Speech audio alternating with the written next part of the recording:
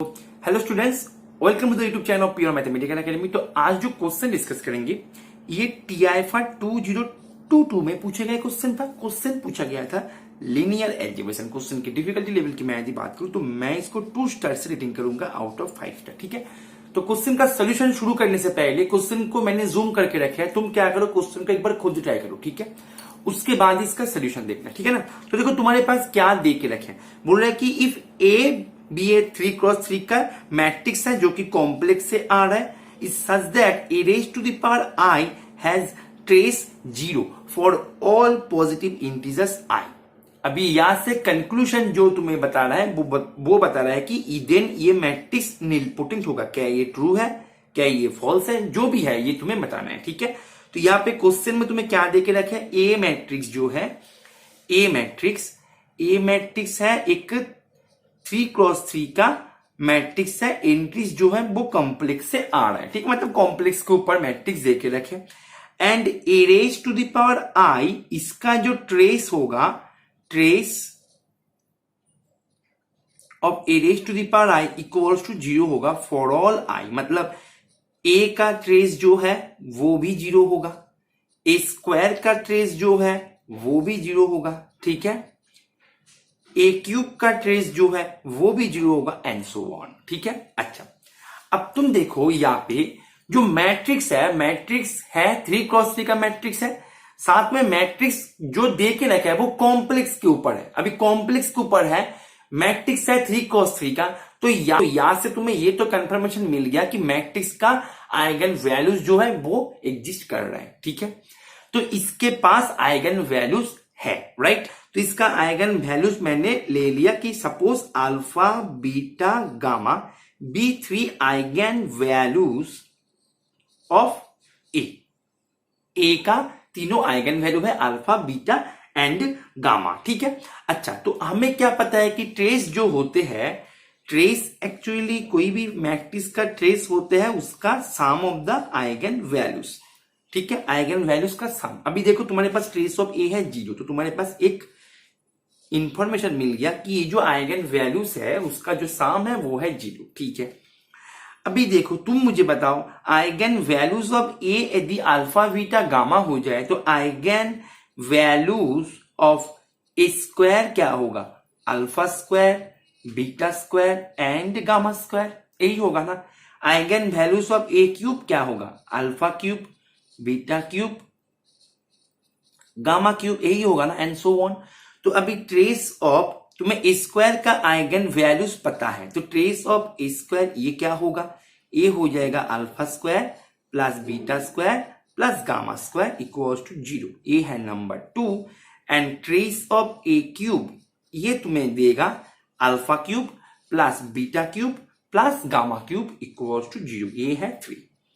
अभी तुम्हें देखो हमें एकदम सिंपल सा जो एल्जेब्रा है, प्रॉपर्टीज ऑफ एल्जेब्रा जो हम क्लास 7-8 पे सीख के आए उसको हम यहाँ पे यूज करेंगे। ठीक है, देखो यहाँ पे तीनों इक्वेशन है, तीनों अननोन है। तुम चाहो तो इसके आगे भी कर सकते हो लेकिन जरूरत नहीं है। ठीक है, अच्छा तो यहाँ पे देखो alpha square plus beta square plus gamma square equals to 0 तुम्हारे पास दे के रखे है। ठीक है, and alpha cube plus beta cube plus gamma cube equals to 0। अच्छा ये तुम्हारे पास क्या देते हैं, alpha plus beta plus gamma.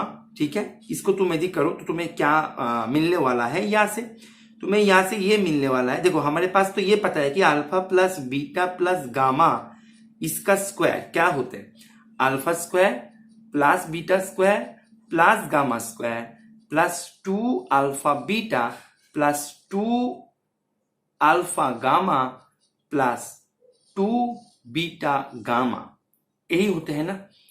तो ये जो है ये है 0, ये भी है 0। तो तुम्हारे पास यहां से क्या मिल रहा है, तुम्हारे पास यहां से मिल रहा है कि अल्फा बीटा, ठीक है,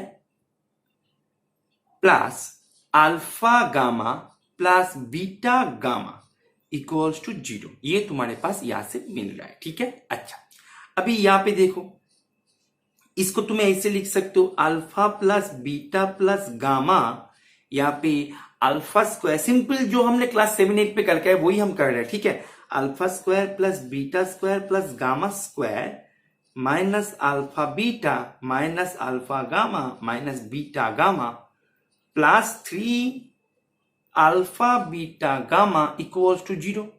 इसका फॉर्मूला है ये, ठीक है, इसका फॉर्मूला ये है, राइट।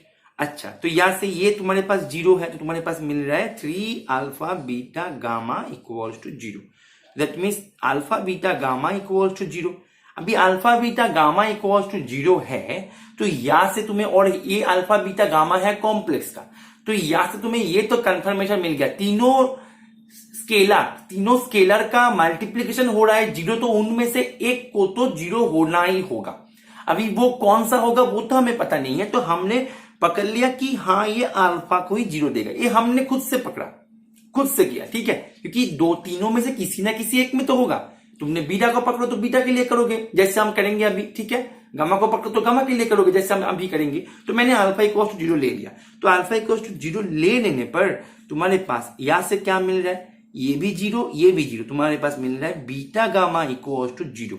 यहां पर भी सेम बात, दोनों है 0, दोनों स्केलर का प्रोडक्ट है 0, तो उनमें से एक स्केलर को तो 0 होना ही होगा। मैंने पकड़ लिया कि हाँ वो बीटा है 0। जब बीटा 0 हो जाएगा तो यहां पे देखो, जब बीटा 0 हो जाएगा तुम्हारे पास अल्फा 0 पहले से हो गया, बीटा भी 0 होगा, तो बचा रहा गामा, तो गामा क्या हो जाएगा, गामा भी हो जाएगा 0। ऐसे करके तुम यदि यहाँ पे बीटा को कंसिडर करो तो तुम्हारा देखना कि अल्फा गामा 0 हो जाएगा, और यहाँ पे तुम यदि गामा को कंसिडर करो तो अल्फा बीटा 0 हो जाएगा।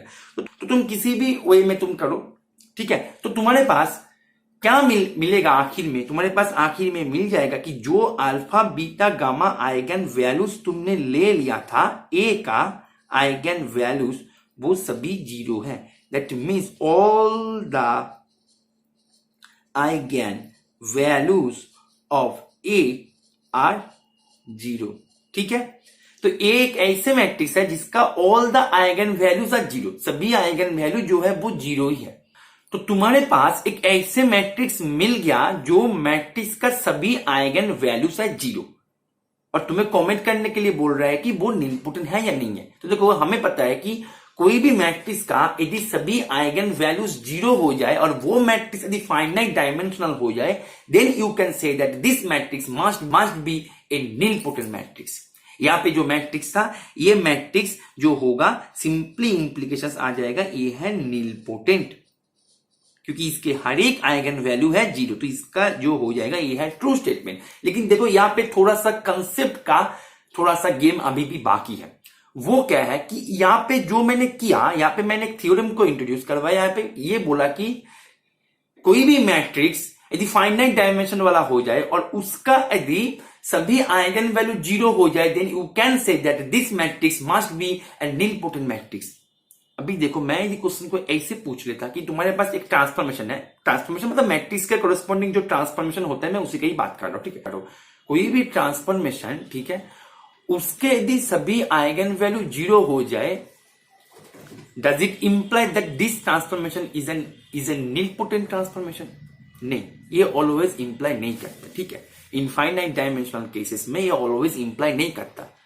तो कंक्लूजन वाली बात ये है कि मैट्रिक्स का या फिर आइगन वैल्यूज कोई ट्रांसफॉर्मेशन का यदि सभी 0 मिल जाए, then you can not say anything about the nilpotency of this matrix. But if it is given that this matrix is on finite dimensional vector space, this transformation is on finite dimensional vector space, then you can say that if the all eigen values are 0, then this transformation must be a nilpotent transformation. Is it okay? Clear है? तो यहाँ पे ये जो statement है, ये हम finite dimension के ऊपर काम कर रहे थे, तो ये कोई भी समस्या क्रिएट नहीं करेगा। तो इसका जो आंसर हो जाएगा, ये बिल्कुल ट्रू स्टेटमेंट है। बहुत इजी क्वेश्चन था, ठीक है। तो उम्मीद है ये सोल्यूशन तुम्हें समझ में आ गया होगा, ठीक है। और तुम यदि तुम्हारे प्रिपरेशन को एक प्रॉपर गाइडेंस के माध्यम से सीखना चाहते हो, तुम यदि हमारे रेगुलर कोर्सेज में एनरोल करना चाहते, देन तुम हमसे कांटेक्ट कर सकते हो। उसके लिए तुम्हें जो कांटेक्ट नंबर है, यहाँ पे तुम्हें कॉल कर लेना है या फिर व्हाट्सएप कर देना है, ठीक है। और तुम यदि तुम्हारे प्रिपरेशन को एक न्यू टेस्ट सीरीज के माध्यम से आगे लेके जाना चाहते हो, एक ऐसे टेस्ट सीरीज जो कि कोई प्रीवियस ईयर क्वेश्चन कंटेंट नहीं करता, then you can also enroll yourself in our